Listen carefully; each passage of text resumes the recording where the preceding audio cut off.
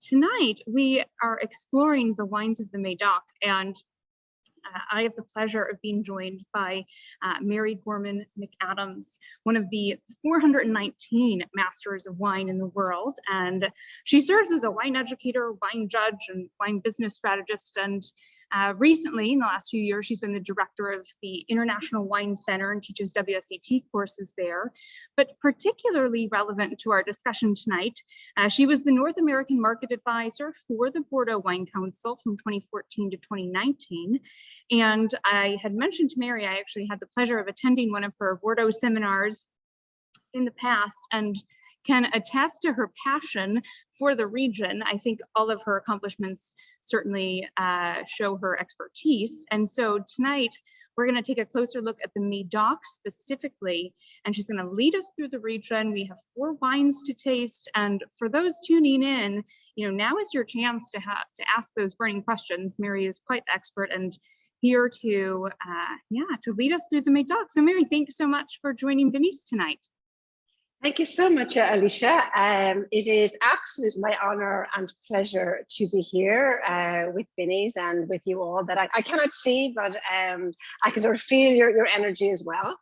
And as Alicia said, there's nothing I like better than talking about Bordeaux, and tonight particularly about the wines of the Medoc. And as we go through the evening, I'd like it to be interactive, so please, either in the chat or in the Q&A, post questions, make comments, disagree with me if you like. That's the wonderful thing about wine. But as Alicia said, I worked with Bordeaux for 5 years, and I have to say, when I started working there, even though I was an MW and I had been to Bordeaux many times and I thought I knew Bordeaux, I didn't really know Bordeaux until I started going into the hinterland and really meeting the people, the humans behind the estates, particularly the smaller estates, and really getting to know the soul and the passion that is Bordeaux. And honestly, I have to say, hand on heart, and even though now I no longer officially work with them, and I push myself to talk about other wine regions, I really have to say that when it comes to price quality ratio, I really think there is nothing like Bordeaux at the moment, and maybe you'll agree. And as we taste the wines, I do have a few little slides that I wanted to go through. But please start tasting the wines so that when we start discussing them in detail, you might have already sort of formulated some thoughts. I sort of put them in a particular order. Again, feel free to disagree. The 4 wines that we have, and I believe that you all have, are the Chateau Greysac, which I was going to talk about first, then the Chateau Lannister, third, the Chateau La Bourgogne, and fourth, the Chateau Tannins. Bordeaux is it's a very large region, and sometimes I think, well, you mentioned the word large. It's like large is not always necessarily good. But something that I've started to think about lately is that for a region that is so large, it's really quite amazing the quality of wine that is produced in quite significant volumes. So anyway, let's get started. And I'm just going to share my screen. And I promise I won't bore you with too many slides, but I just wanted to maybe sort of break some of the myths, because the Medoc in particular is often associated with sort of suits and ties and sort of corporate Bordeaux. And I think, not that things have changed in Bordeaux, there's always been a very human side behind it. But I do think, with a lot of the focus on primeur, on the very high end, on the way the wines are sold, sometimes in the past we've forgotten that there are families and human beings behind those vineyards and wines. So let me just start sharing, and there we go. Okay. So, these words here I chose because I do think there's a fantastic amount of excitement happening in the Medoc that sometimes is not talked about. At the same time, I think the baby is not being thrown out with the bathwater. The wines still remain timeless and classic. I have to say, I will quote, and probably misquote, something that Jancis Robinson wrote, I think back in 2016, saying, hats off to the winemakers in Bordeaux today. And I think she's particularly talking about the Medoc, who are able to craft wines that are enjoyable in use, but yet can stand the test of time. Okay, so this is not out of any textbook, but it's just a few thoughts, if you can sort of read it, that are personal to me. I mean, I think to me at the moment, the Medoc wines have never offered better quality or better value. And I think that's, a combination of this return to the vineyard, this really focus on the terroir. In certain parts of the Medoc, climate change is also helping. And the second point there, I think, is so important, not just in Bordeaux, but I think worldwide. We went through this era of extraction and big and bigger is better wines, but there really is a return to elegance. And a word that I associate increasingly with the wines of the Medoc is this beautiful fruit purity and freshness. I think these wines are incredibly food friendly. Some of you may have heard of the very wonderful, legendary Professor Denis Dubourdieu, who really was a legend. He was called the Pope of Bordeaux, and sadly he passed away in 2016. And he was, lauded with being the person who really revolutionized dry white Bordeaux. But in his later years, he was really focused on red wine. And the last time I spoke with him in Bordeaux would have been maybe less than a year before he sadly passed away. And he was talking about what he was really focused on was red wine. And he said, Mary, it's about less is more, less extraction, really about the purity. And, that was really what he was advocating throughout Bordeaux. And I think that is what you see in the wines today. There's a lot of innovation. The word natural is bandied around a lot, but when you go to Bordeaux and even so you think these sort of more officious sort of higher end properties, and yes, they've got to continue to make the wines that are sort of classic and demanded sort of for investment reasons, but you'll find even in the corner they're making this little natural cuvee or whatever and experimenting. So there's a lot of experimentation going on. I just saw the word amphora. You go into any estate today and there's such a mix of fermentation vessels, of aging vessels. There's told some little growers, and they're sort of experimenting, burying some of their bottles of wine or even barrels of wine just to see how they age under the clay. So it really is, they're kind of thrown away some of the shackles of rigidity and formality and doing things differently. Again, varietal wines. There's a lovely little producer just on the outskirts of Margaux and Umadok, and he's passionate about Petite Bordeaux. And he's a very humble man, and he's almost like embarrassed of his origins. His parents were Italian immigrants, and they managed, after working in vineyards, to cobble together enough to buy a few vineyards. And he's so passionate of Petite Bordeaux, and he makes this really lovely varietal Petite Bordeaux. And also, the Medoc, in terms of its appellations and designations, it's all red wine. But I would say, now I'm using the phrase loosely, almost everybody, not quite almost everybody, but so many people are making a white wine. And one of the appellations, we're not tasting a wine tonight, but from the Medoc, Listrac, that has been well known for white wines, particularly Chateau Lannister, going back into the 1800s. So there's a lot going on. And I mentioned, this return to the vineyard, everywhere you go, it's plot by plot precision. And then when you go to the vineyard, smaller vessels, so that everything is done on a much more focused terroir basis. The human side, less formal, and that's one thing that I wasn't really expecting. Yes, maybe in other parts of Bordeaux, but you still think of the Medoc as being a little kind of formal in suit and tie. But I'm really finding that they're not, and they're fun, and they actually talk to each other and work together. And it's something that Bordeaux and certainly the Medoc is not necessarily renowned for, the sharing and caring. But two people I particularly adore, Basil Testeron from Chateau Lannister and Pierre Casanov of Chateau Palumet in the Umadok. And you know, they and many of their peers in the Medoc, they meet very regularly to taste each other's wines, to have fun, to share, to talk about the environment, to talk about what they're doing. And that's something that is a change in Bordeaux, this sort of collective working together, and you know, particularly in the Medoc. Yeah, working together, teamwork.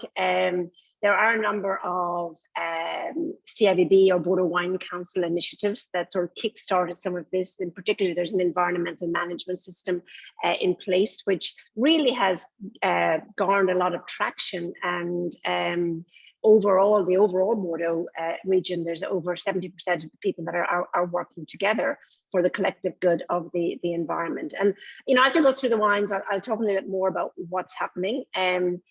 There isn't so much, I mean, yes, there's a lot of organic and an increasing amount of organic and biodynamic, but really when you ask anyone in the Medoc, the head starts squashing and they say, oh, Mary, it's much more complex, more complicated. It's not just, let me put an organic or biodynamic label on my wine.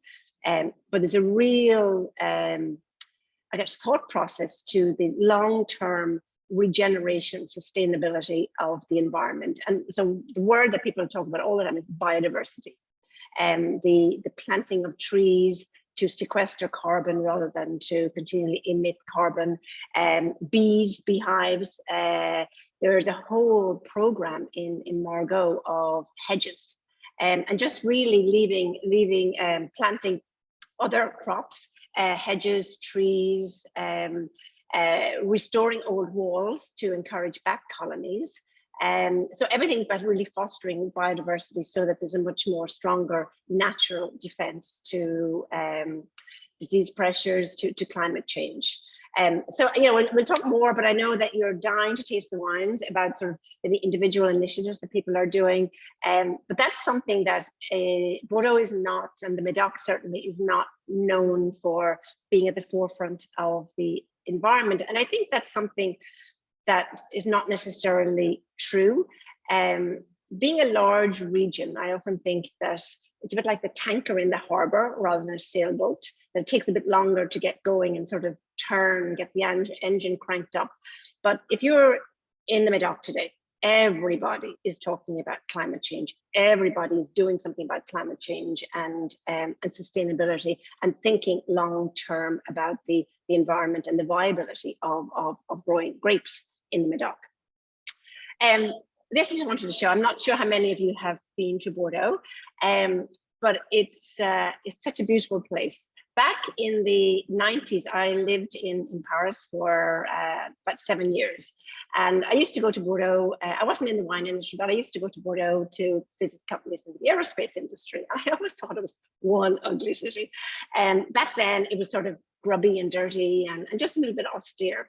Back then there was a minister of finance in Paris called Alain Juppé, who then became the mayor of Bordeaux. And he, along with the residents of Bordeaux and many wine growers, was committed to absolutely changing and cleaning up the city. And these are pictures that I've taken at various trips. The kids splashing in the water, that's actually a piece of art. It's called the Plan d'Eau. You know, it's just such a beautiful city. It's like timeless. And then you've got, I love this picture at the opera in the main square. You've got the modernity of the tram, which is so clean and runs along very quietly. And then you've got the beautiful opera house. And then to the right, you have the museum in La Cité du Vin, which opened a couple of years ago, which really is an ode to wine since forever, everywhere. So if you ever get a chance to go to Bordeaux, these are really things to go visit. And you know, basically that's the gateway to the Medoc. Quickly, just a few impressive chateaux that we think about when we think about the Medoc. But this is more my kind of picture. I think, you know, these are people that I've met. You know, the small vignerons. And the area is really big on wine tourism. And today that 90% of the chateaux are open to the public, which is something that I think is not, we don't necessarily think about the Medoc. And I just put in there about the Crew Artisan, because the Medoc in particular is riddled with classification systems. So you've got the 1855 classification, you've got the Crew Bourgeois classification, and then this little one called the Crew Artisan. And they're basically small estates. Well, they don't have to be small. What you have to do is you have to live there and you have to work it and you have to do everything yourself. So, while it's not regulated that they may be small, they typically are, because they're basically farmer owned and worked, and sort of no kind of outside intervention at all. But there again, many of those wines are here in the US. I'm sure, Alicia, that you've got some of these wines at Binny's as well. So there's wonderful human side, in these wines of the Medoc. So quickly, and then I promise we're going to start talking about these wonderful wines. But just, I think many of you, are long-time Bordeaux drinkers and lovers, and certainly probably know quite a bit about the Medoc. But just in case everybody is not, I just wanted to recap the kind of where we are. There are 8 appellations in all, and all for red wine. That does not mean to say that you cannot grow white grapes and make white wine. You can, and there's plenty made. Label is UC Bordeaux. It's about 15% of all the Bordeaux vineyards, making about $100 million a bottle. Obviously, it's the home of the legendary estates, but also fantastic family small estates and real honest, earnest people. What I think is often, we can kind of miss is the fact it's not just about vineyards. That the actual vineyard area of the Medoc only represents about 10% of the entire Medoc Peninsula.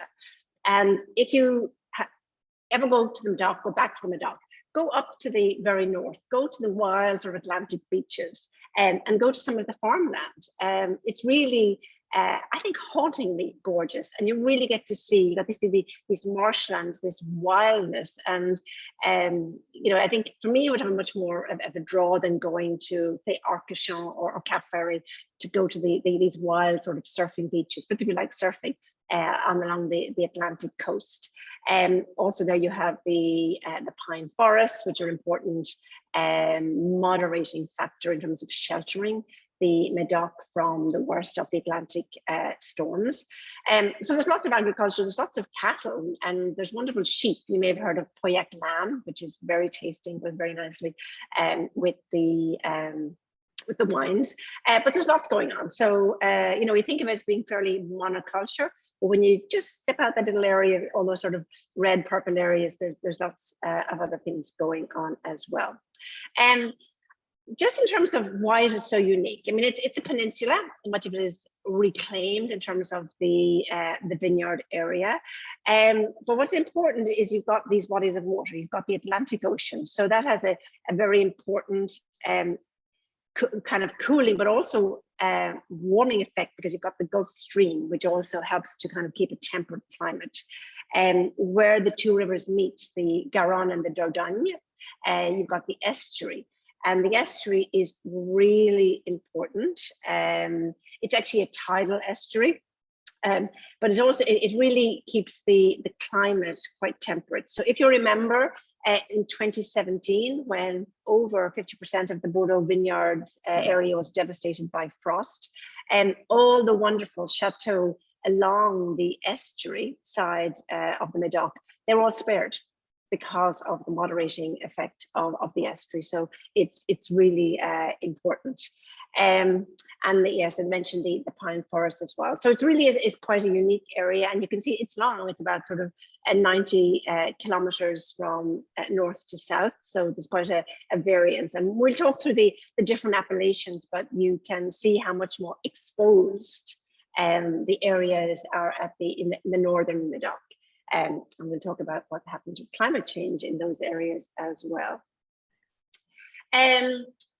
Yeah, Cabernet is king, but guess what? There's more Merlot planted even in the Medoc. And that's something that has evolved over the sort of, I guess, moderate recent past. Largely because, we think, and when we learn and we read about the Medoc, we think, it's gravels in the Medoc and it's your clay limestone on the right bank. But when you look at the size of the Medoc, the soils are much more diverse than just all gravels.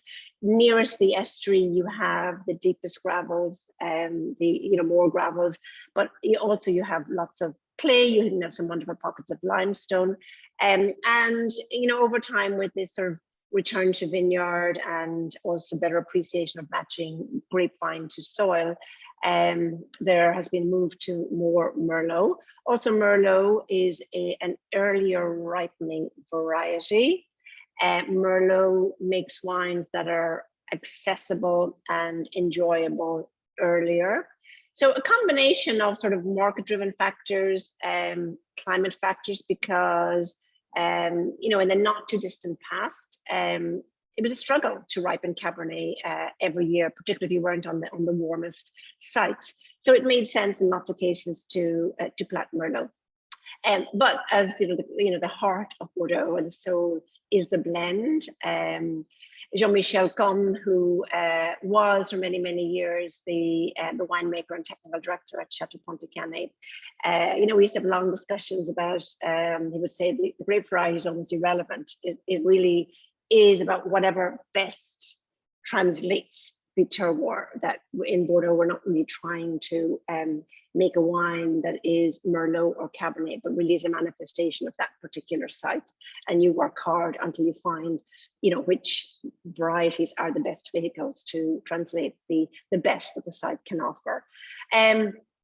Petite Bordeaux is also very important. Petite Bordeaux is very, very late ripening variety and has been a challenge in Bordeaux. But these days, with climate change, it's resurfacing in terms of its importance, as are Malbec and Carmenere. Guess what? Carmenere has gone from 4 hectares to 54 hectares. But they're an important little 54 hectares. And they're never going to take over, but they are really important in managing the balance, because one of the challenges today in the Medoc and actually across Bordeaux is with Merlot, because Merlot is I think Bordeaux and Medoc, not so much Medoc, Bordeaux gives Merlot a reason for living, but Merlot accumulates sugars more quickly. And with today's rising temperatures and climate change, they really have to manage the rising sugars in terms of managing alcohol levels.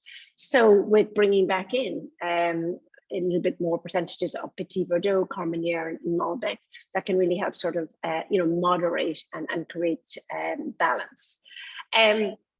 Somebody, Alicia and I were talking yesterday, and we were saying that no doubt there will be a question about the new permitted varieties in Bordeaux, white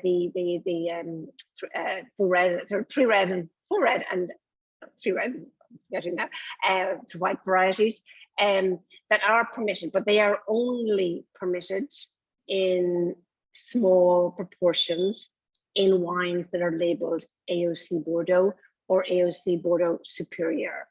So people need not worry that the Medoc is going to be taken over by Touriga Nacional or any of these varieties. And they are experimental, and they are being permitted to help wine growers combat climate change, not to change anything. So a few people are starting to plant little bits to experiment and see what happens. So it's not that they're going to take over, but it will be useful to see if small proportions can help moderate, certainly in other areas of Bordeaux where there are greater issues with the rising sugar levels in Merlot. But anyway, back to the Medoc, where these varieties are not permitted. But we are seeing high percentage increases, but not obviously high hectare increases in plantings of Petite Bordeaux, Malbec, and Carmenere, which I think is great, because they're traditional varieties and they fell out of flavor because they were hard to ripen. But now we're seeing a resurgence in that, which is all great. I like to talk about this and how things have really shaken up in the Medoc, and everybody is committed to the environment. And this is just to give you an example, that 80% are actually working to an environmentally, like a certified environmental standard. Probably the most significant one is that the round one there, the Haute Valeur Environnementale, which is high environmental value. And that's probably not so well known here. And sometimes people say, oh, that's an excuse for not being fully organic or biodynamic. What I particularly like about that accreditation is that it's much more holistic, and it looks at biodiversity, it looks at how you treat people, so it's the whole sort of value chain, which I think is really important, and sort of your neighborhood, and sort of it's much more holistic.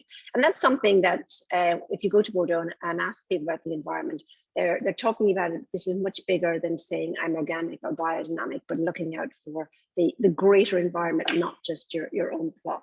So lots of collective initiatives, lots of individual initiatives, but everybody is focused on sustainability and the environment. Agroecology, agroforestry, which are, these sort of ground concepts that about 3 years ago, I was talking to Josh Green, who's the editor, owner of Wine Spirits magazine, and he was talking to you about some I would say wine growers, but vineyards here, or people are into regenerative viticulture, and they asked me, well, I had heard about it. Was anybody doing it in Bordeaux? I said, I don't know. I've never heard the term used in Bordeaux. So I started digging, and it really translates as people who are involved in agroecology and agroforestry. So really about the long-term regeneration, the planting of trees, the restoration of parklands, which is a much bigger, longer term project. And I see that all over the Medoc today, and like a real wholehearted dedication to biodiversity. Okay, so this is something, and now we have promised we're going to start tasting really soon. But I wanted to, just in my own words, sort of put together how I would differentiate and describe the 8 different appellations within the greater Medoc area. So there's nothing, sort of, I guess, official about this, but it's more as kind of a discussion sort of document. So the appellation Medoc, which is part of the overall Medoc region, which you can see is that sort of lighter pink area at the top. Just looking at it, you can see it's the largest, and it's the most exposed to the ocean. So we know it's going to be cooler. We know that it's mainly Merlot that's planted there, and the diverse soil. So there's quite a bit of clay, but there are some really interesting gravel outcrops as well. And for me, I think it really is a source of terrific value. And the first wine that we're tasting tonight, the Chateau Greysac, is a Medoc wine. And it is an area that, thanks to improved and much more conscientious viticultural methods and winemaking methods, and more sort of confident in their winemaking, and add in a little bit of climate change. I think the wines are increasingly less sort of rustic than they may have been in the past, less sort of reliance on a recipe and trying to be a sort of a little brother of the greater appellations. And that's something you see up there, this sort of confidence in their own terroir, rather than adding, let's say, a veneer of oak or too much oak, extracting too much, trying to be bigger and more showy. And that, I think that's something that is really paying dividends. So it's really a source of great wines. The wines will tend to be a little more supple, accessible earlier. But I often think that's not to say that these wines cannot age, and maybe they're not going to be, sort of high on the investment grade list. But as someone who loves these wines, I tend to buy the value wines, and I like to age them, and I like to get to know them over time. Alicia and I were speaking earlier, and I was saying, buy a case of each wine, and taste one now, and then taste another maybe in 6 months' time and a year's time. And that's really how you you get to know, I say, your children by seeing them at the various stages of their development. The next appellation is the Umadok, which I think is hard to define, because you can see it's sort of a north to south. It's quite long, and there's also a sort of an east-west axis that influences what the wines are like. So it absolutely defies me to say what the style of Umadok is, except to say that in general, there is a little bit more Cabernet, and in general, the tannins tend to be a little firmer. But my experience, and this is my experience, is that the style of wine depends on where in the Umadok the estate is situated. So some of the estates that are quite close to Margaux, I find that they actually are very similar to Margaux. Similarly, there are some wonderful estates, and we have one this evening, Lannister, that is really close to Saint-Julien, and it has some of that perfumed elegance. And similarly, there's some fantastic sites in the Umadok up near Saint-Estèphe as well. So it depends. I always, when I come across a new estate with Umadok, I get up my map and my magnifying glass with all the little villages to see exactly where it is, and then I can kind of get a sense of what to expect, and then see if that actually holds true to my vision. But it's a very sort of long and sort of skirts a lot of the different appellations. Then we've got Listrac and Moulis that are often kind of said, well, they're just not as good as the others, but they have fantastic personalities. So Listrac, the Alps of the Medoc, the highest point, so that should be 44 meters, so 144 feet. It's a small AOC. It's not as small as Moulis, but Moulis actually produces more wine. More of the wine, because traditionally Listrac was very dominated by co-op, and some of the wine was sort of declassified. But what's interesting about Listrac is there are a lot of limestone. So it is an area that is becoming quite sought after. So if one wanted to buy a vineyard in the Medoc, the going price for sort of Listrac and Moulis is about sort of 70,000 euros a hectare, compared to 2.8 million euros a hectare for Pauillac. And the other thing I think is really lovely about Moulis and Listrac, the populations are growing. So people are actually living there. And it's something that my husband often laughs about. The first time he came to the Medoc with me, and he said, oh my gosh, where's everybody? And this is going back many years. That's changed. And I think that's part of, the new generation or younger generation. They're going back and they're living on the wine estates. And you see, it's lovely to see these little villages in Moulis and Listrac with a positive population growth. And from what I understand, it's by young people, so children. So the schools are being repopulated as well. And actually, there's a little island in the estuary called Ile Margaux. And Ile Margaux used to belong to Chateau Margaux. And when it did, the grapes went into the wines of Chateau Margaux. They sold the island before the creation of the appellation system in 1932. And when then this island was being brought into the appellation system, soil-wise, it was deemed not to warrant being Margaux, not to warrant being even Medoc. So the wines are labeled AOC Bordeaux. But there's a wonderful property called Domaine de l'Ile Margaux that's totally organic. And they are revitalizing the population. So I think now there's about 100 people who live on the island again, that you take a little boat to go over. So there's a real sort of repopulation, I think, of the Medoc, and that's, I think, is a really important regeneration. So going back to Listrac and Moulis, I find that they're a little richer than, say, Medoc. Listrac tend to be a little more accessible and supple than Moulis. I find the tannins in Moulis just a little bit firmer, a little bit rounder and fuller bodied. But that said, I find that when I know what I'm tasting. But in a blind tasting, I'm not sure I'd necessarily get the difference.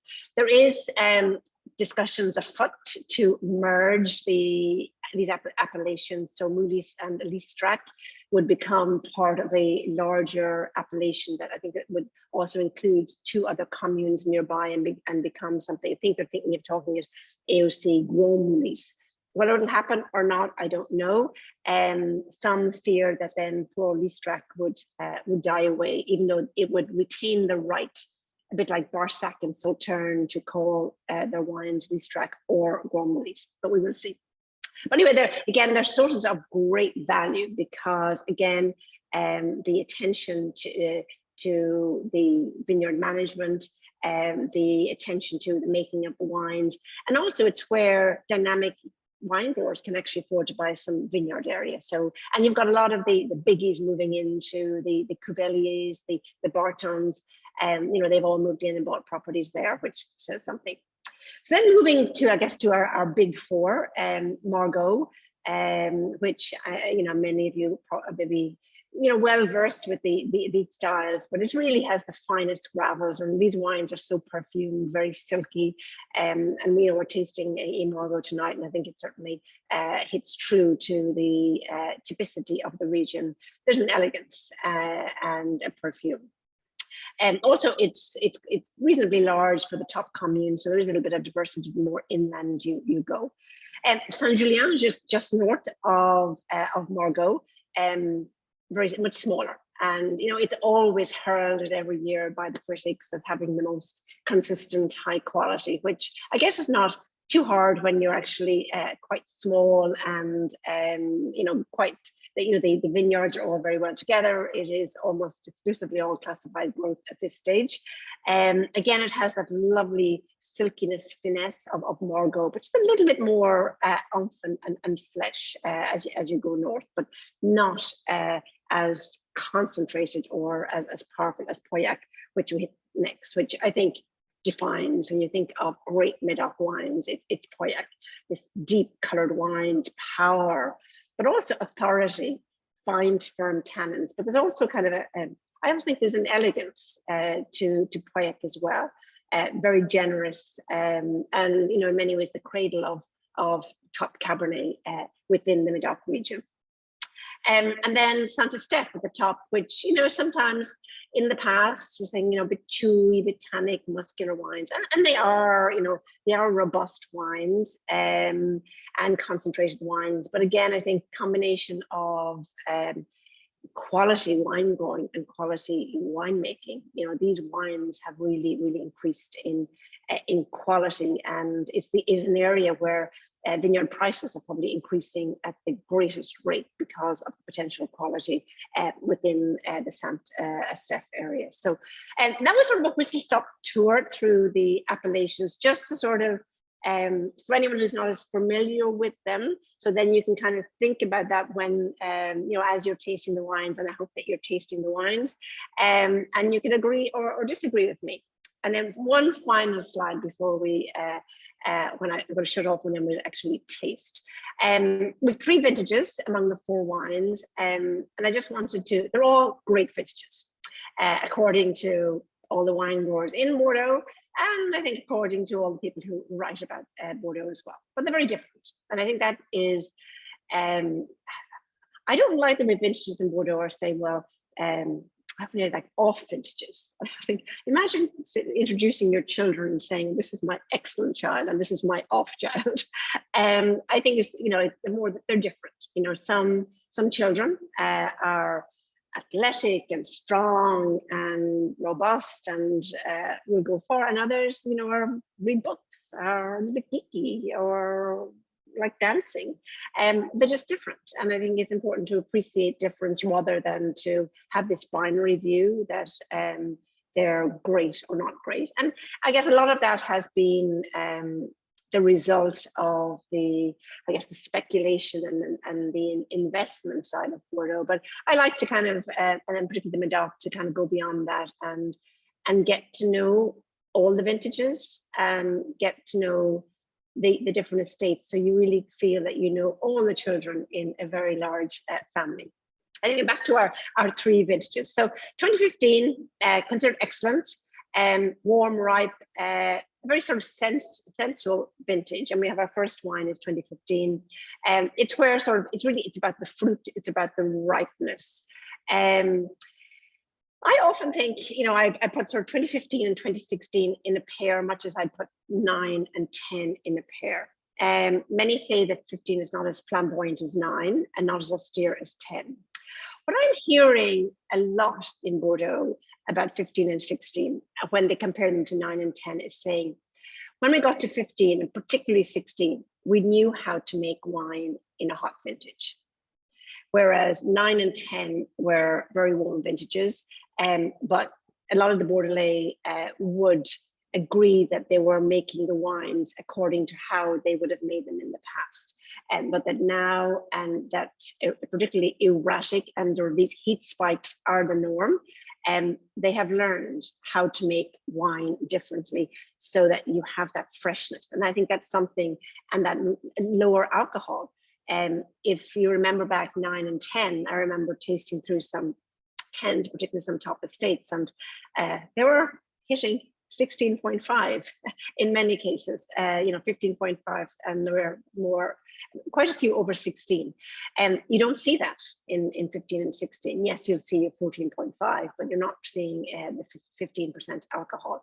And you're going to have ripeness, but there's also the freshness. And to me, 16 is just the epitome of ripeness and freshness. So in 15, there is a little bit higher alcohol than 16. 16 to me is remarkable, is considered remarkable. I would buy every 16 I could find. You got the, and it was a high quantity vintage in Bordeaux as well. Fantastic aromatic wines and fresh, ripe, fresh. And the other thing was interesting because of the heat in the summer and then all that sort of heat in September. There is no, I'm actually really bad. I never taste the bell pepper. People say, oh, I'm getting capsicum. I never get it in the Medoc wines, but there isn't actually any in the 2016s. All of that was sort of degraded or burnt off. So really great wines. Again, you got that more moderate alcohol, not that black blockbuster of 2010, but very classic, very true. A lot of richness and a lot of freshness.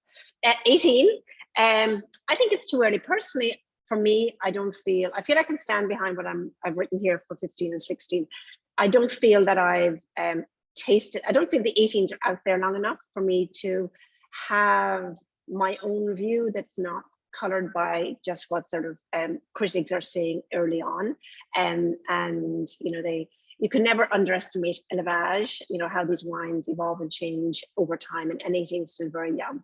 But it is certainly considered very good to excellent. The, I guess, harsher critics are saying maybe it's not as precise as 16. I'm not ready to say that yet. The one thing I do know, because I remember being there a lot in 18, is there was a huge amount of disease pressure, and many people were saying, I've never seen this amount of disease pressure like mildew since about 50 years. But it's not over till it's over, and when the end of the summer worked out really well. So what ripened and what was harvested was a very good quality. Just probably maybe not the same acid spine as 16, because there wasn't quite the same diurnal swing. And reading the sort of laboratory technical details and the actual sort of amount of color, they don't seem to be as deeply colored as the 16s, but they seem to, according to the figures, even if you don't feel it, they would have about the same amount of tannin as the 16s. So all great vintages. They're just slight differences as opposed to one being better than the other. So it'd be more about personal preference. Okay, so I'm going to actually come out, well, I'm not sure I'll come out of it, or just let's taste the first wine, because I can't see you, so I guess it doesn't matter. So the first wine that we are tasting is the Chateau Greysac, and I'm just going to see what's going on in the chat box. Yeah, Mary, I can jump in here with just a couple questions that have come in so far for you. Some we've already answered as you've moved along, and I will just make a quick note. A couple of you have raised your hands.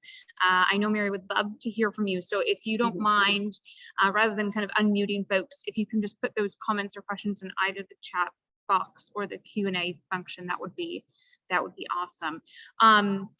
Just yeah, a couple things before we get started.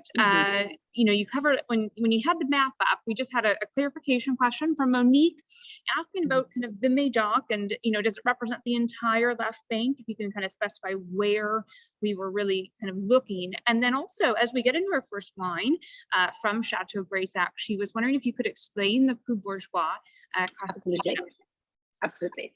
Okay, yeah, so yes, the Medoc, and actually going down to south of the city of Bordeaux into the area of Grave, that is technically all left bank. So basically left bank would be the left of the Garonne River and the estuary. So when we talk about the left bank, right bank, people in their heads are thinking the greater Medoc area, but it also technically includes those areas on the left of the Garonne, south of the city of Bordeaux, which would be the Grave, Sauternes, Barsac area as well. And I'm sorry, you know, sometimes we talk about say these terms as if everybody understands them. So apologies to anybody if I use any term that's not clear to understand, but just ask me. So the Crew Bourgeois. So the Crew Bourgeois represent the bourgeoisie. So they were a merchant class in Bordeaux, and they sort of were afforded a number of sort of, you know, tax sort of credits, and they ended up buying a lot of property in the Medoc area. They were sort of the wealthy merchants, the bourgeoisie. And their estates were not part of the 1855 classification, but they created their own, I guess, community of bourgeoisie estates called the Crew Bourgeois. It was informal, but people have written about it back in the 1800s. It was formalized first in 1932, and it was kind of a club, and then it was sort of revised, and they had sort of the reunion of the Crew Bourgeois, and they added in some more members in around the 60s. At the same time, there were some properties way over, and lovely little property that I know in Blaye used to have on its wines Crew Bourgeois, because they were, you know, it was an estate that was created by one of these bourgeois merchants. So they wanted to have protection for their sort of classification, and rather with the EU said, okay, we will grant you this sort of classification within the Medoc for the use of the term Crew Bourgeois, but you have to allow any estate in the Medoc who would like to be part of your club to apply. So they had certain criteria, included tastings, including visits to the property. So then it became a term exclusively for estates who were awarded it within the Medoc from any of the 8 appellations. It was intended, unlike the 1855 classification, it was intended to be revised every sort of 10 or so years. As we know, with the let's say the movable or changeable, updatable classifications across Bordeaux, they're rife with nepotism and infighting. So there was I guess that the most recent one before everything went crazy was 2003, and the number of estates classified as Crew Bourgeois was reduced significantly. So there was uproar, and the whole thing was not abandoned, but it was sort of put on hold. But what they did, they went out and they brought in an independent body called Veritas to work with them to create a system that could be objectively verified.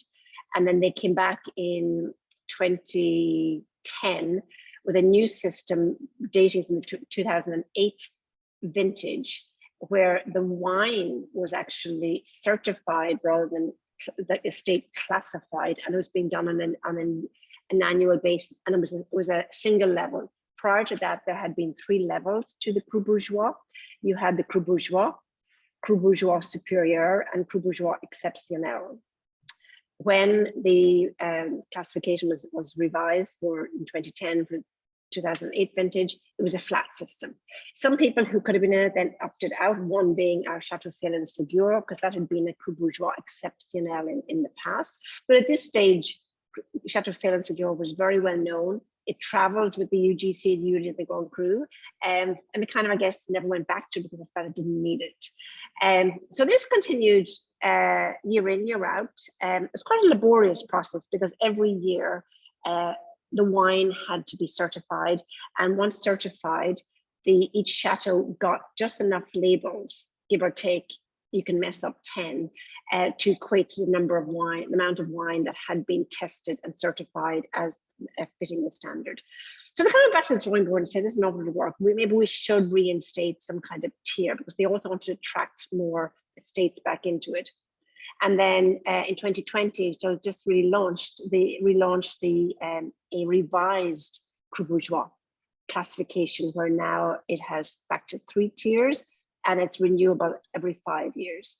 So, you know, it's called many things, sort of the affordable sort of classified growth, but it really is a source of wines of great value. And for an area that produces a lot of wine, the symbol Crew Bourgeois can be sort of an easy way for someone who's going shopping for wine, say, oh, that's Crew Bourgeois, so it's being sort of certified. I feel I can, you know, it's a quality wine. I have kind of a kind of issues with some of these classifications. I think, well, you know, there are many great wines from Medoc and properties that don't have any classification. And someone's going to want to know, how do we find them? Just go try. You know, none of these wines are too expensive to try, and you know, the chances are you love it. So you know, the Medoc is riddled with classifications. The Crew Bourgeois is an important classification. It really has helped a lot of the sort of moderate price wines to, I guess, be appealing, particularly in export markets when customers mightn't know the region or wouldn't know necessarily how to navigate the many wines. So it is a classification. It is renewable, and now it's renewable every 5 years. There is a list published. It was in 2020, the most recent list. So if you Google Crew Bourgeois, you can come to the website and you can download the list. So you know, estates would mention it on their labels. And now, once you go above the basic Crew Bourgeois, estates have to have the high value environmental certification, have to be on a track to becoming organic. So there's a lot more of the viticultural and environmental practice have been written into the sort of application and certification process. Yeah. Okay, so that's great to hear that they are including that environmental piece. I'll let you, Mary, if you want to take us through Chateau Greysac specifically. Absolutely. As we taste the wine, and if you're tasting, please share your thoughts. And then I just have one more classification question that was submitted. I know we don't want to get too bogged down in it, but just one on the 1855 before we leave that subject. Absolutely. So, well, let's actually taste the first one, because I know everybody's, and then I'll come back to the 1855 classification, which was basically a list.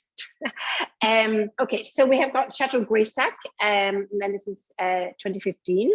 So this is a really, I mean, this would be considered a like standard bearer, classic Medoc Chateau. Reliable, consistently reliable. You really cannot go wrong with Chateau Greysac. It has a number of different owners, dates back to 1700s. It was actually most recently bought by Domaine Jean Guillon, that's Jean there in the vineyard. And he is sort of better known for owning Chateau Roland de Bie and a few other estates in that little hamlet of Bie around where Greysac is. Here you got a mix of, it's a really great site, a lot of gravelly outcrops, but also clay and limestone, so some nice freshness in the wines. They are certified HVE as well, high environmental value. It is mainly Merlot, but I think there's great freshness and structure to the wine. When you smell it, you get that lovely fruitiness that is Merlot, that plumminess, sort of fruitcake. But also, you know, it's 2015, so it's beginning to show a little bit of tertiary a little bit of sort of tobacco, a little bit of leather, earthiness. But I find the nose actually very compelling, very balanced. And you do get, Mary, just that little, I think from the Cabernet especially, just that little bit of spice box kind of coming through. You do. Wine, that is so Bordeaux. That little sort of black, sort of black fruit as well, and a little bit of 3% Petite Bordeaux. Petite Bordeaux is a very interesting variety because I'm getting this sort of little almost wild brambliness, but it's a catalyst. So it's going to add some spiciness. It's going to add some sort of wild fruits and flavor, but it also has it's a sort of like a chemical catalyst. It's a bit like salt. So when you put a little bit of salt on your food, it's not just about the food tasting salty, it brings out the flavor of the food that you're tasting. And Petit Verdot has the same catalytic effect. When you blend Petit Verdot with other varieties, apart from bringing what it brings, it's actually also going to accentuate the Merlot and the Cabernet. So it's often called the vigneron seasoning, a little bit of Petit Verdot. And it really is a lovely, adds a lovely complexity and touch to the wine. As you can see, this was aged for 12 months, and I'm sort of, I've got the chat box over my, or the Q&A over my, hold on a second, so I can see on my screen. Yeah, 50% new oak. And that is, I think it's a judicious use of oak. I think it's adding a nice bit of complexity. It sort of helped with the integration of the grapes, but it's not an oaky wine. Have at the bottom the typical sort of style of Greysac traditionally was sort of ripe, rich, creamy, oaky. I think actually this is not. I think it is sort of tempered down. I find this very elegant, very balanced, and it's almost like a seamless integration of the fruit and the oak. I would love to hear what other people are thinking about this wine.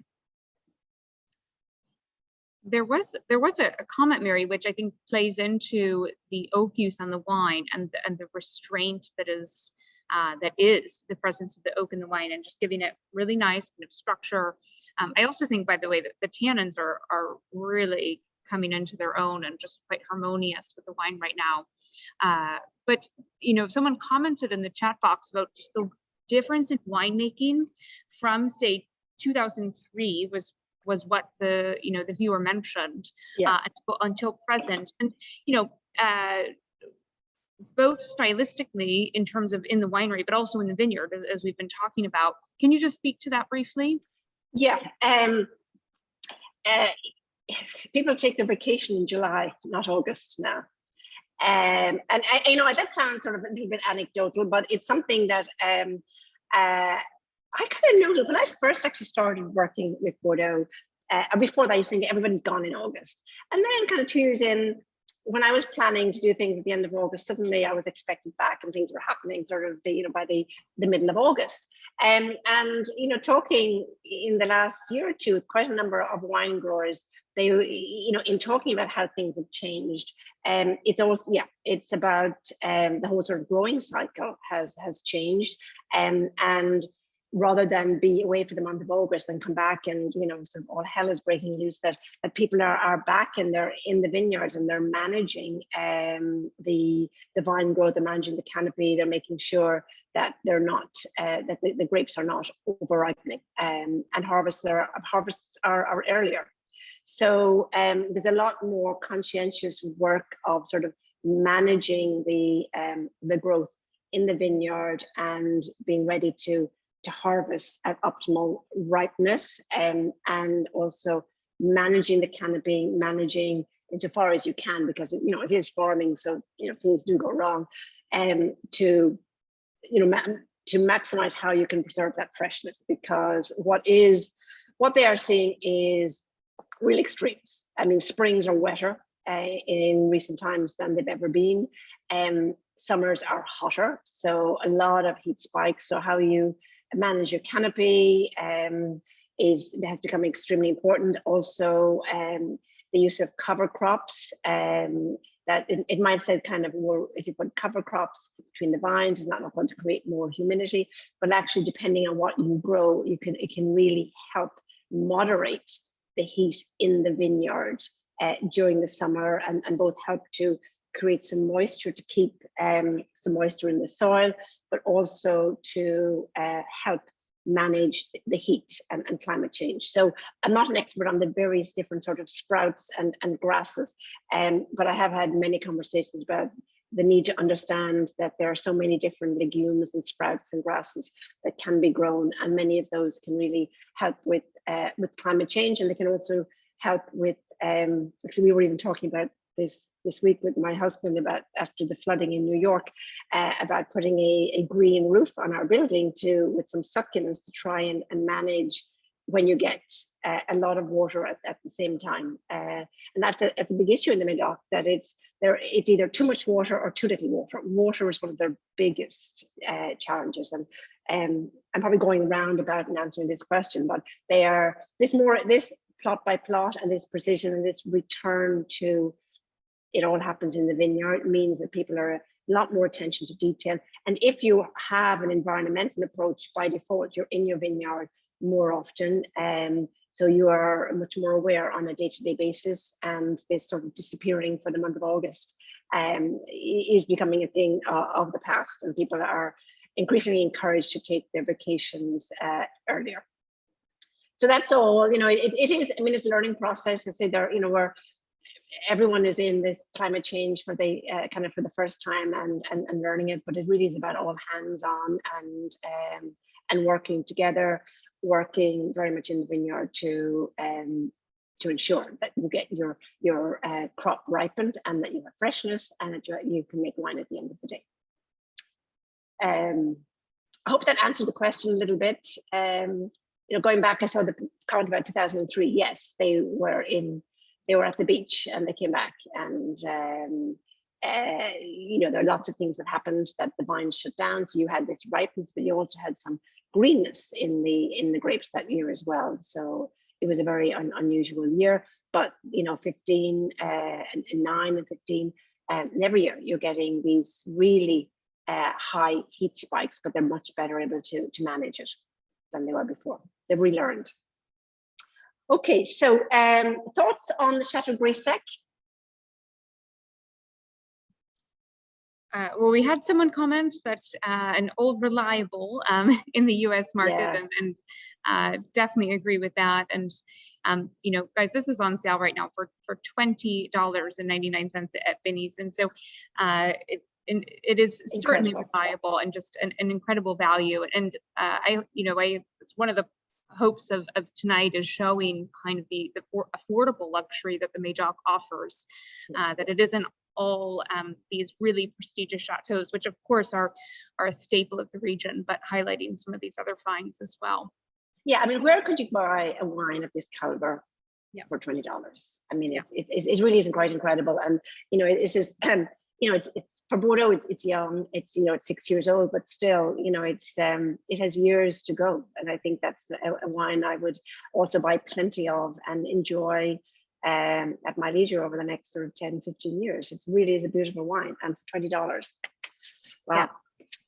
Yeah. Shall we go to the Chateau Lannister next?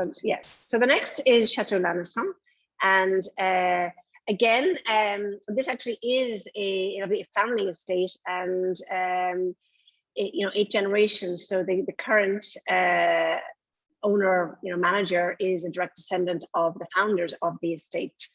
What is really interesting about this property, and it's in Umadok, but it's just on the edge of Saint-Julien, so almost between Béchevel and Gros de Rose. So it is right in the middle of classified growth. All the sort of critics and experts on Bordeaux say this should really be a 4th or 5th growth, but it never submitted a wine for the 1855 classification. Maybe didn't think it was important at the time. So it just was never considered. And the 1855 classification, maybe this is the time to go back to it. That will never be changed. I mean, there were 2 changes, and I'll mention those in a moment. But basically, for the expo, the Napoleon had requested the merchants and the courtiers in Bordeaux to showcase the best the region had to offer. So the best the region had to offer was basically a list that was drawn up based on the prestige and the prices of wines at the time. So there was no visits to the property. There was no sort of technical analysis of the wines. It was just, you know, a list that was fairly subjective, but based on prices at the time and the prestige of the property. And that list, because there was no criteria to renew it or anything, it's never been renewed. The only changes that were made is Chateau Cantemerle, which was supposedly part of it, was accidentally left off the list, so then it was put back on the list. And Mouton Rothschild, Mouton was actually a second growth, and by sort of presidential decree at the time of President Pompidou, there was lobbying by the owners to elevate it to first growth, and you know, sort of political lobbying ensure that happened. But that's it. So it will never be changed. There is a fellow MW called Benjamin Lewin who wrote a book a number of years now, must be 10 years, called What Price Bordeaux? And he actually had, you know, did a number of interesting sort of tables in it. So if you were to recreate the list today using the same criteria, well, solely the price, it would be quite a different classification, which is why we have the term sort of the super seconds like Coste Esternal and Montrose, and the flying fifths like Ponticane and Lynch Bage and Label Lescaf. So you know, these properties that are really sort of performing at a much higher level, but they would never change. You know, it is what it is, and therein it will remain. And it's part of the history, the heritage, but it is an immovable classification or list. And our poor Chateau Lannister never applied, so who knows where it might have ended up. But a lot of people think it would have been a fourth or a fifth growth. So again, I think this is a property that really shows what's happening biodiversity-wise. You know, sort of it's over 350 hectares, lots of old trees, but there's only 86 hectares of vineyards. If you ever visit the property, there's lots of sort of you know, sort of symbols of sort of horses, because it used to be you know, famous. They had stables there. A lot of the heritage is associated with sort of horses and carriages and sort of equestrian events, so that's still very much part and parcel of their identity. But it's a huge parkland, and that's something that is talked about increasingly in the Medoc. About what people are doing, sort of leaving a lot of the parkland free, even, you know, pulling up some vines, planting more trees, and conscientiously trying to sequester carbon out of the atmosphere rather than emit it into the atmosphere. Again, you see this HVE3 certified again. They also have an interesting project with old Petite Bordeaux and creating mass salt selection of vines. So this is mainly Cabernet Sauvignon. You know, I mentioned earlier, so when you move from the Medoc into the Umadok, you do find a little bit more Cabernet Sauvignon. I think immediately on the nose, you're getting that. Now, this is a wine that's 3 years young, but it's 2018, so it really is a very, very young wine, and you know, it's absolutely beautiful. And there's that lovely perfume that I associate with Saint Julien from the wine as well, and an elegance.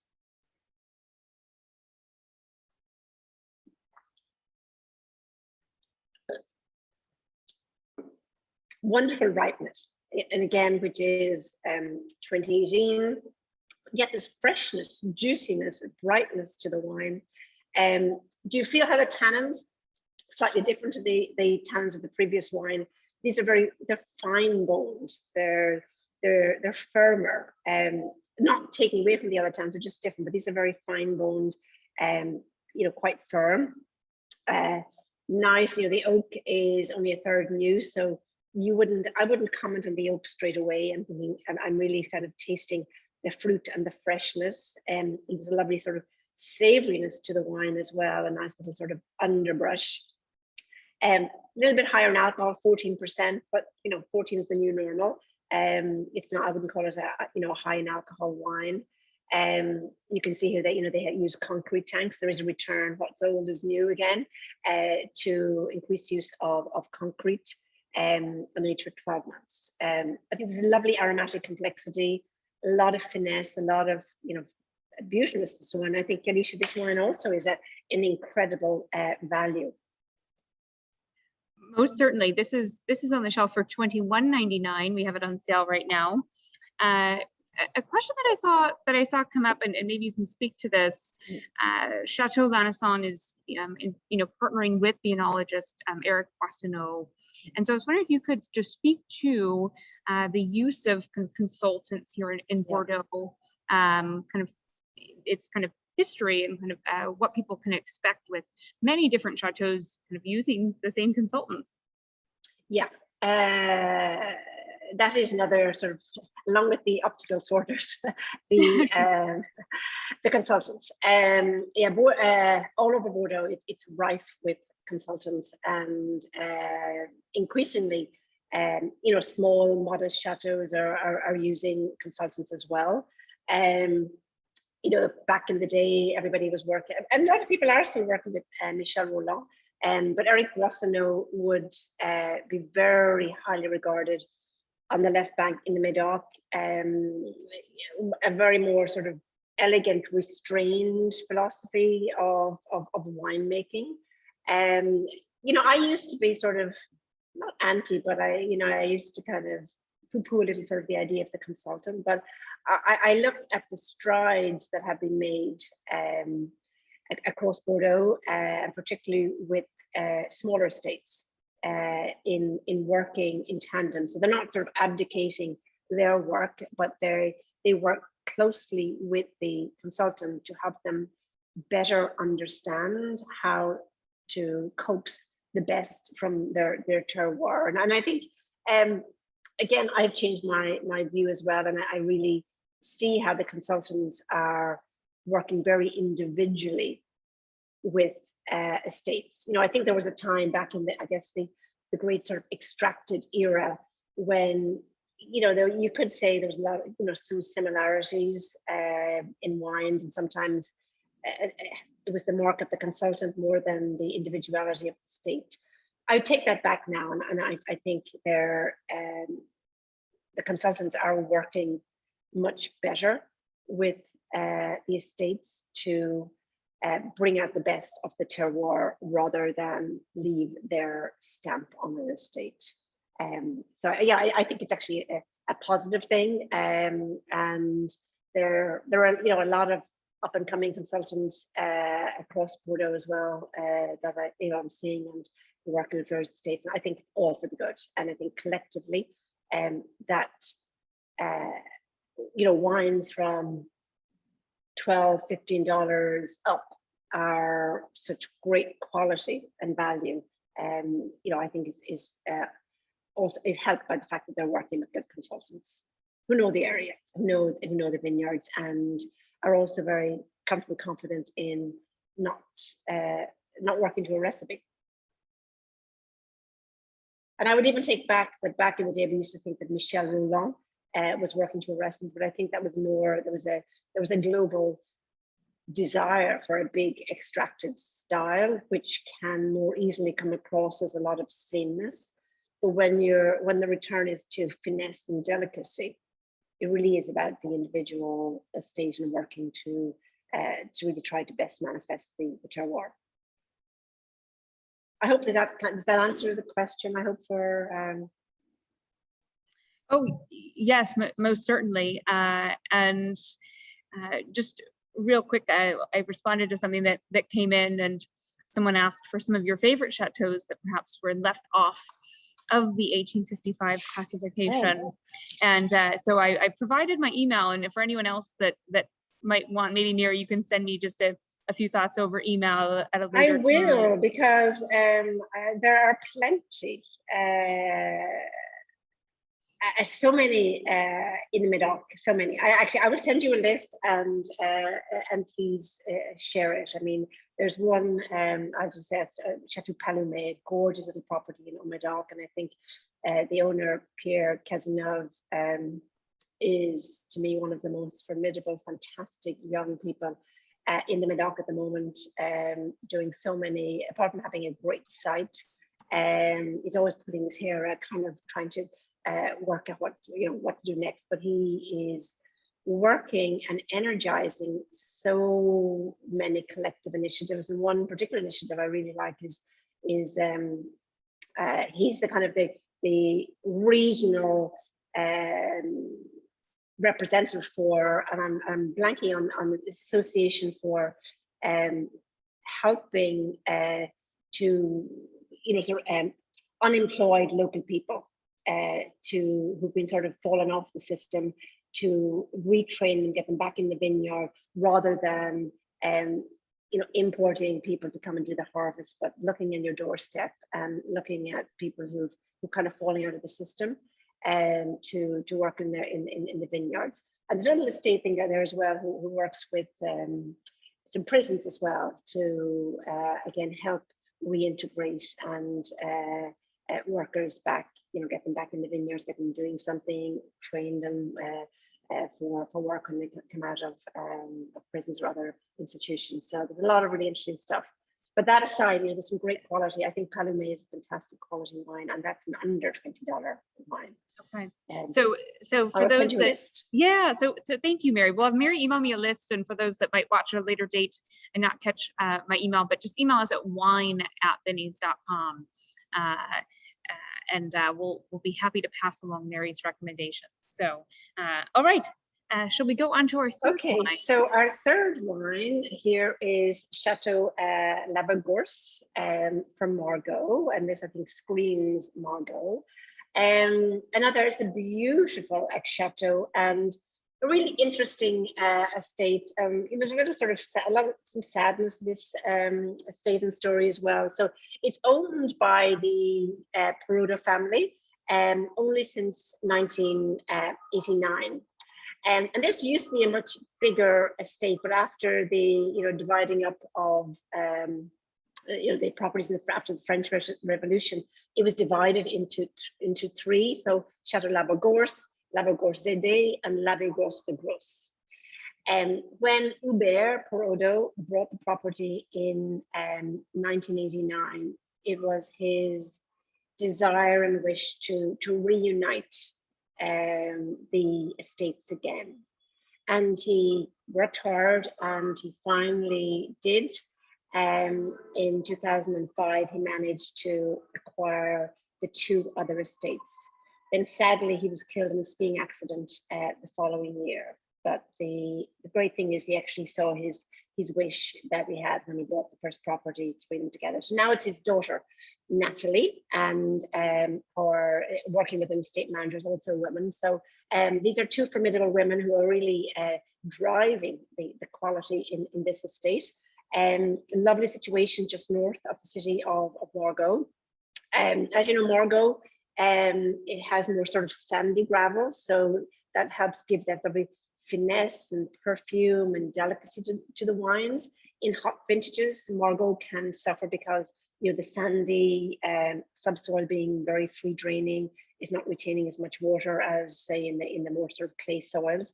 But beautiful, elegant wines. Here you have sort of all the varieties, 50% Cabernet Sauvignon, which you can smell the cassis, and this is a very young wine. It's 2018 as well, but really perfumed, really elegant. Big wine. This is like 14.5% alcohol, so it's a ripe wine, but I think it carries the alcohol well, and only about 40% new oak. I think it's a very polished wine. It's a suave wine. I think it's a wine that is really beautiful now, very impressive now. But I think will really, with the benefit of élevage, will become so much more integrated. And I think you'll have a lot more sort of integrated finesse. What are somebody else's thoughts? I think it's a really, it's a very tight one at the moment. There's still, though, on the nose, there seems to be much more of a lift kind of than we had with the previous wine. There's a little more of a kind of a dynamic, I don't know, kind of flow, if you will, across your palate. And I also wanted to hear your thoughts, Mary, on just the addition of Cabernet Franc. We we spoke about or you spoke about rather, what Petite Bordeaux adds to the blend. But even in kind of a 3% share, can you speak to what Cabernet does to the wine? The Cabernet. Absolutely, yeah, yeah. And I think with just what you're saying, you've got that lovely aromatic lift, that perfume. I mean, I think, you know, coming, even though I said the Lannister had a lovely aromatic complexity, but here you're into that real violets and that sort of perfume that really is quintessentially Margaux. Cabernet Franc adds lovely sort of blue fruit. It also adds a nice little lead pencil and a lift. It really adds to the aromatic lift. Cabernet Franc traditionally hasn't been in sort of large proportions in the Medoc. It's sort of challenging because they didn't really have good clones. That has now changed. There are much better clones of Cabernet Franc. So we're seeing a little bit more Cabernet Franc. It brings a lot of freshness as well. So particularly in a ripe year, Cabernet Franc can add an extra little bit of ripeness. It doesn't it's not as challenging to ripen as Cabernet Sauvignon. So, you know, it's good to have in the vineyard, but it has been a challenge because they haven't had really good clones of it or even massal selections, but that has totally changed. But you're getting that aromatic lift, that aromatic complexity, the little sort of floral aspect to the wine. And I think there's a little bit of that lead pencil that it brings, a little graphite that I often associate with Cabernet Franc. It sort of adds a little lightness of being even, you know, a small amount. And I think again with a little bit of Petite Bordeaux, I'm not so much. I think the Petite Bordeaux is helping define the other varieties here. You know, there's a little bit of sort of darkness on the finish of fruit, but I really think you're getting a really clear definition of the Cabernet Sauvignon and that Cabernet Franc with very, very precise brightness to it. It's beautiful. It really is a beautiful wine. Very, very elegant, and I think wine that will last for decades. Really beautiful. And very this polished. Chateau Labigorce is on the shelf for $39.99. So a little bit more than our last two, but still for such an age-worthy, concentrated, but still so perfumed and feminine of a wine, I think a great value. Yeah, and I think when you're, you know, there's 7 days to the week, and there's a wine that you'll have on a Monday night, and then, you know, maybe Thursday night, Friday night, and you're just at home. You know, there's a specialness to this wine, and I think it's a wine that you're not breaking the bank to just have yourself, but also if you're going over to a friend, it's a special wine. And I think the Medoc really excels. And, you know, yesterday, Alicia, we were talking about that you know, sometimes in places you can get the cheaper wines, and then when you go to the next level, they're now becoming increasingly sort of 60, 70, 80 plus dollars. But there's incredible quality that you can get in Bordeaux at sort of in that $30 to $40. And you can get something very special. And you know, in the great scheme of this quality, it's really very affordable. Hopefully everybody would agree with me on that. I mean, it depends. I mean, if you want to spend $20, it's not affordable. But if you want to buy something special, it's great value. Okay, I think our Barbara Hermans, our director of wine, and she buys for Bordeaux and is also extremely passionate about the region. I think she could, you know, drink it all day, every day. Yeah. And I know she puts, you know, great effort into making sure that, you know, she selects the wines of all price points that show just tremendous quality from the region. So, yeah, from 20 to even this at 40, you can kind of trust her selection, I'd say. I have to say that, you know, in all my years of working with Bordeaux and you know, being sort of in contact with Binny's, and I have to say hats off to Barbara. The selection and the choice of fantastic wines that you offer your customers at incredible prices is Bordeaux are fantastic. So hats off to Barbara, and she's out there. Hello. I really appreciate that all you're doing for the region. Okay, so I think yes, yeah. I mean, Parkerism was a global trend issue. You know, it had its good days, and then it perhaps create a lot of sameness. I mean, it's, I guess, the circular, the vicious circle, who created whom, that he created, or was he created by the trends of the time? But I think it's lovely to see this confidence, and particularly among the less lauded investment grade properties in the Medoc, not trying to emulate the top classified growths, because they're not. And it's better to, and you're seeing that they're actually showcasing their terroirs, and some are more humble than others, but the beauty is in each of those true expressions, rather than a clone of something that you're not, which is great. Okay, so on to our fourth wine. Oh, sorry, back again. So here we are. Yeah, so our fourth wine. So this wine has always been very near and dear to my heart, as you probably can gather. I'm Irish, and the Irish actually have a very, very long history with Bordeaux. There's a group of Irish men, or say people, that fled Ireland to fight with the French army rather than fight with the British army, and they were called the Wild Geese. Some of them and others settled actually in Bordeaux and around various wine worlds, and they've become known as the Wine Geese. And many of them set up merchants businesses in Bordeaux, among which was Bernard O'Phelan, or Bernard Phelan, who started Chateau Phelan-Ségur. And then it was his son Frank who really sort of developed it, which is why you've got the second wine of Phelan-Ségur is called Frank. Even though this property is no longer owned by the Phelan family, I really want to pay tribute to the Gardner brothers, who owned Phelan-Ségur for quite a long time.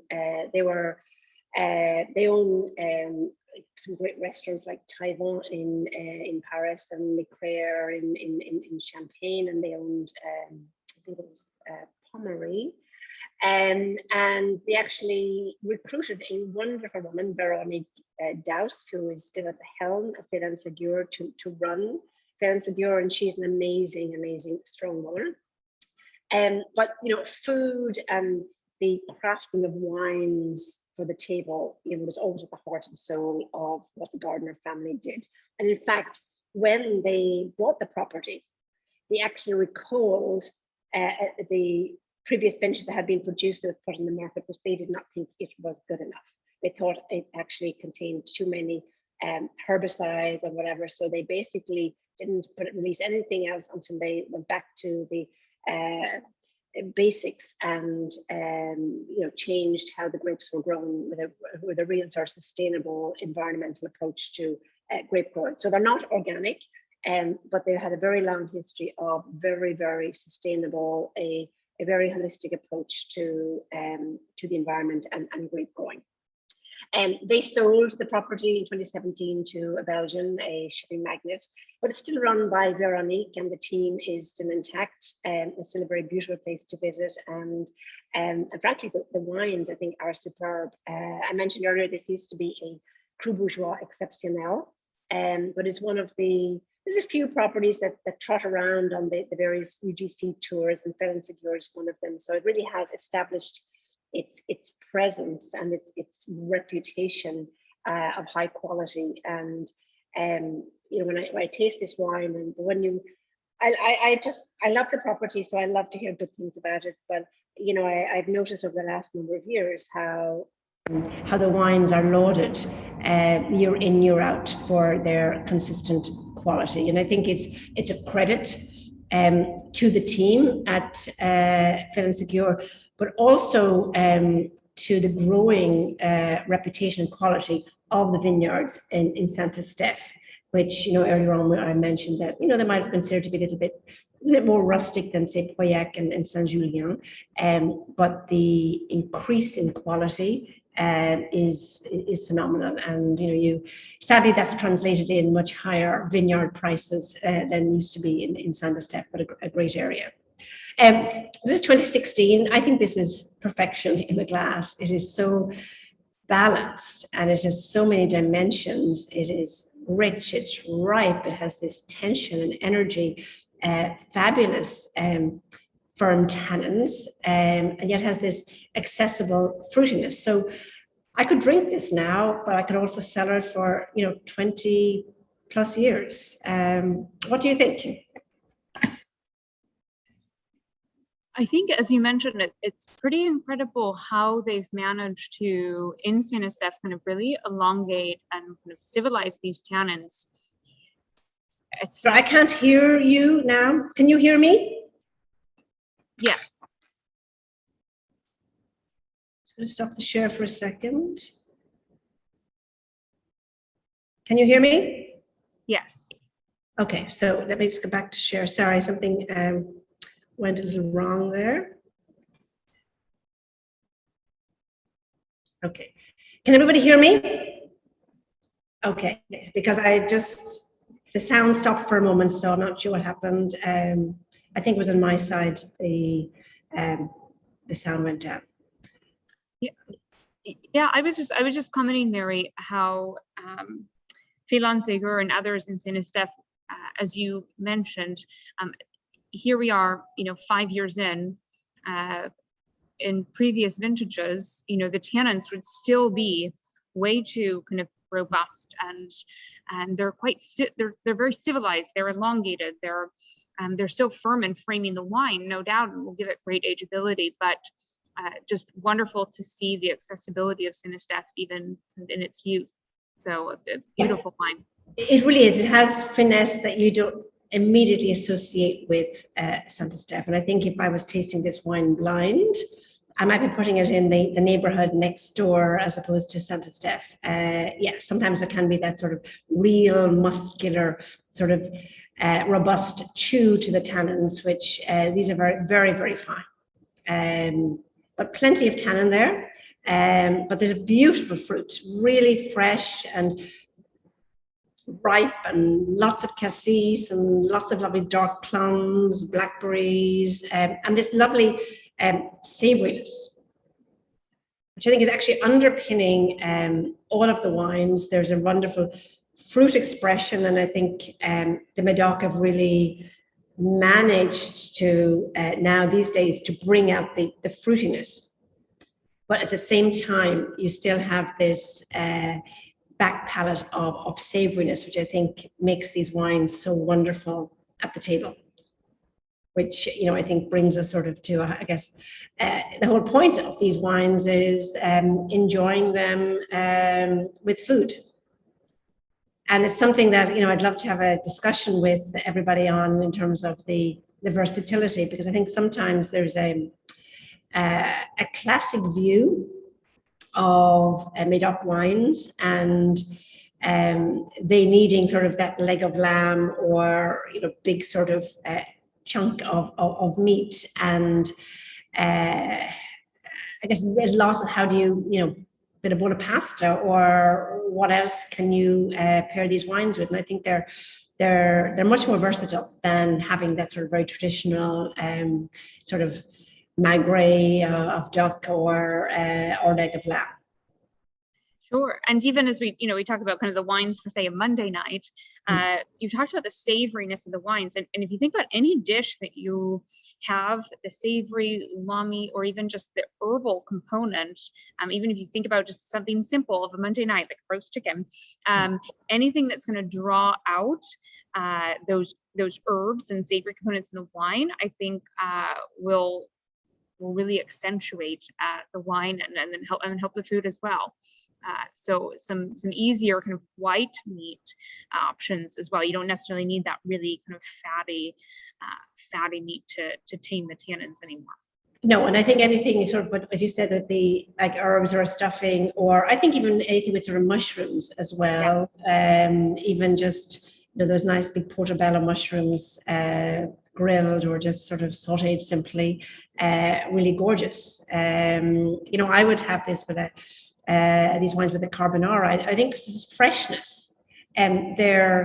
There's a lot in the wines. You've got the tannin, but you've got acid and a freshness, which I think really sort of helps with with pairing them. And if you have something a little bit of sort of citrus as well in your sort of sauce or kind of a dressing, it can really sort of liven further sort of liven up these wines with lighter food. I think with like a swordfish. I think overall I do believe that wines and foods are much more accommodating of each other than sometimes we give them credit for. I know we sometimes don't think of, geez, I was just thinking now with nice, sort of savory rice stuffed beef tomatoes. Again, you'd have that sort of kind of richness, but also sort of a lightness as well. And I think it's something that thinking of how do we use these wines for how we live and eat today, when we're not eating the same sort of volumes of red meat or very rich food. But I think with vegetables, particularly with sort of barbecued or grilled vegetables, these wines go very well with, and with your white meats or fish, even, sort of, I think even some salmon dishes. I was thinking last night we cooked, sort of marinated salmon with sort of soy sauce and Worcester sauce and balsamic vinegar, and then sort of char it. And this, I had it with my I think it was a Medoc wine with my Palumet with the salmon last night. It was really lovely. So they're much more versatile. I mean, what do our viewers think of how we might pair these wines? Or are there any unusual dishes that you've paired these wines with?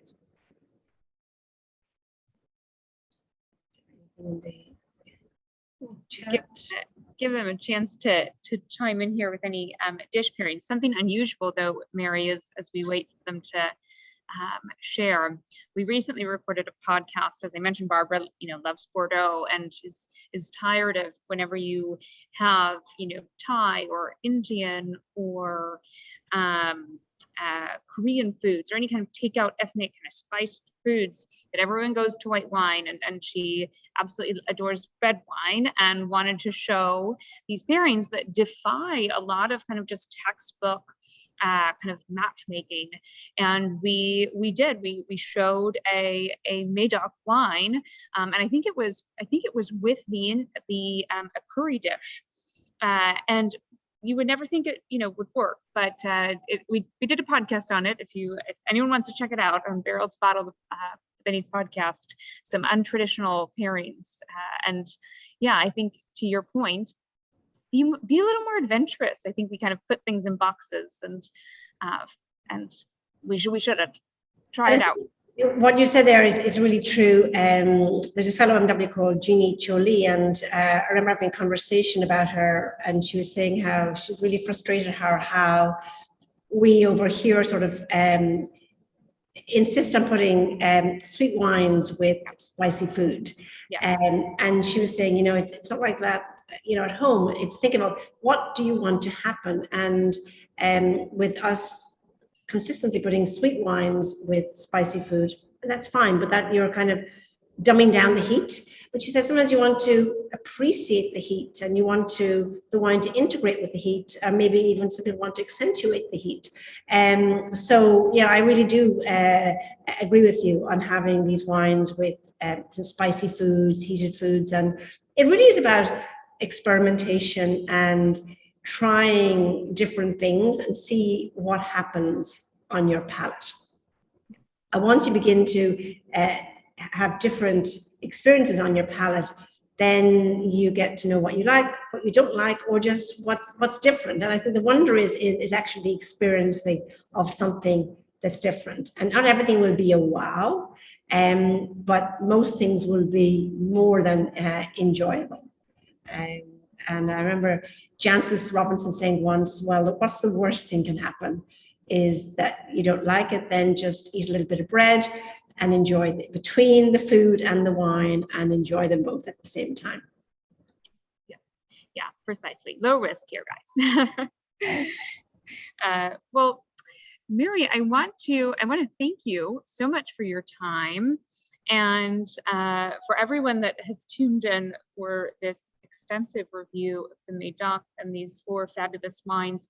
There are still a few 16s floating around, so you all heard Mary rave about this Féline Ségur. So you want to hunt those down across Binny's. If not, I'll buy them. Yeah, do it before before Mary comes in and grabs them all. This is also on sale. This is at $50.99. But Mary, just thank you for your time. I'll give you the closing word here on the Medoc. Well, I think, as I said, the wines have never been better.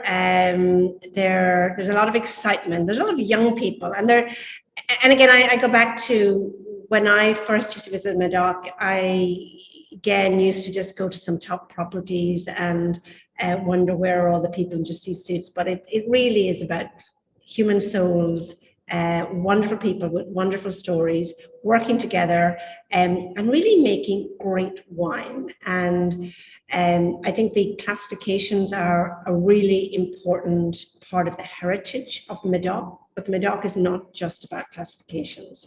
And the quality is so good that I encourage everybody to have the confidence to go beyond and feel comfortable buying that wine for $20. I mean, fantastic Greysac and Lannister. And how many other regions would you go into a shop and they buy a wine for $20 and feel I go proudly and bring it to somebody's house for dinner?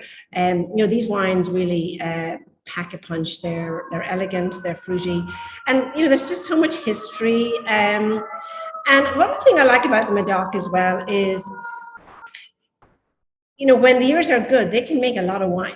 So, this sort of thing, low yields, good wine, high yields, bad wine. The Medoc can actually make a lot of wine, which is great, which means there's a lot for us to buy, and make it to a very, very high, grow it to a very, very high quality, and translate that in the bottle to wines of fantastic ageability. I know I'm showing a bias now, but because everybody talks about Burgundy all the time, I try, but I just think my heart's in Bordeaux. And I think the Medoc, in terms of quality and price, there really and truly is nothing like it, because you've got fruit and you've got that wonderful, wonderful savoriness that goes with wines, that goes with so many foods. And for $20, you can buy wines that you can cellar for a decade plus. And I'm not sure if you can find that anywhere else. Yeah, I struggle to think of another region where that is true. So. Yeah. So and buy, any 16s out there, buy them. And there really hasn't been a poor vintage. I mean, Bordeaux has had some challenges in 17 with frost, but those wines that were made, while not as rich and round as, say, some other vintages, are really excellent. And the Medoc in particular was most spared because of the proximity to the estuary. Really great wines. I mean, you don't have, and now with the ability to make these really fresh wines in warm vintages, it's only going to get better and better. And there's a really strong focus on, because so many people ask the people in the wine growers in the Medoc, well, what are you going to do with these new grape varieties? That there's a huge conscious effort. We can manage this with what we have. We need to go back and we look at how we grow Merlot, not throughout Merlot, and how we can also continue to use the varieties like Carmenere, Petite Bordeaux, Malbec, to continue to have balance and freshness in the wines. Well, thank you so much, Mary. Really appreciate it. I'm going to throw up on the screen here just the wines that we tasted tonight. And so I encourage you to I'll just come out of this now so you can do that. So I'll stop the share. Yeah. And if there's any other questions that anybody thinks of, if you want to route them through Alicia, and I will send through my list of those little gems in the Medoc that are not in any classification. Yes, a couple of people have asked, so they will definitely look forward to that. Do email us at wine@binnies.com. We'll get you Mary's thoughts on some of her favorites outside the 1855 classification. And again, Mary, thank you for your time. Thank you everyone for tuning in. Check out our website for more virtual events. And yeah, drink more Medoc. Exactly. Thank you, everybody. And thank you very much, Alicia and Binnies, for having me with you this evening. Take care. Have a lovely evening. Bye-bye.